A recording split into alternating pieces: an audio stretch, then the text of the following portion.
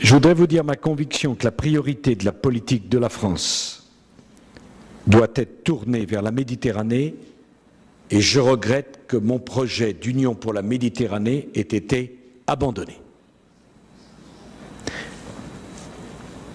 Chaque fois que nous avons tourné le dos à la Méditerranée, nous avons cru tourner le dos à notre passé.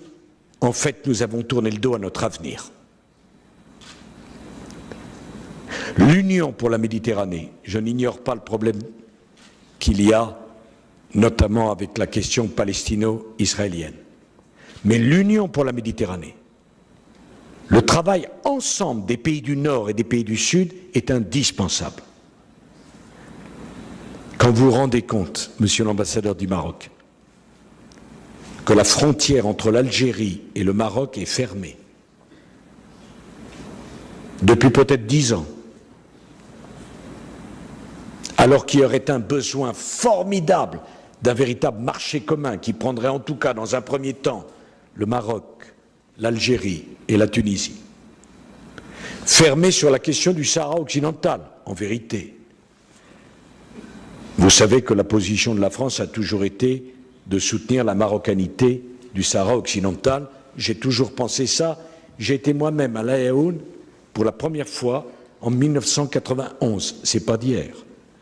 On aura du mal à me convaincre de la nécessité d'une république sahraoui dans une région du monde minée par le terrorisme. Je pense au Niger, je pense au Sahel, je pense au Mali que j'aime tant. Deuxièmement, tout le monde n'a pas la chance d'avoir un souverain comme le roi du Maroc,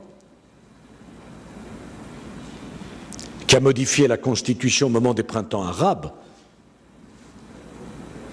en prenant des risques politiques considérables, qui ont, de mon point de vue, garanti la paix au Maroc. Imaginez que Sa Majesté n'ait pas fait le choix si courageux qui consistait à dire notamment qu'il choisirait le Premier ministre dans la formation politique arrivée en tête des élections, qui était un choix très difficile, y compris à imposer à ses propres amis. Je ne dirai rien sur l'Algérie, que j'aime beaucoup, mais dès qu'on dit un mot, ça devient une polémique. Et pourtant ce pays si riche, de ses potentialités, d'une population extraordinaire,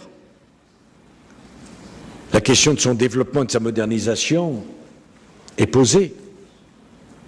Quand j'ai été au musée du Pardo à Tunis avec Pierre Lelouch et que j'ai vu les plus belles céramiques au monde, et tout d'un coup, les balles des assassins étaient résumées en quelques centimètres, la barbarie, la civilisation.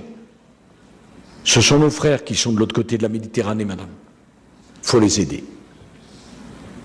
Parce que leur succès sera notre paix. Leur échec sera notre drame.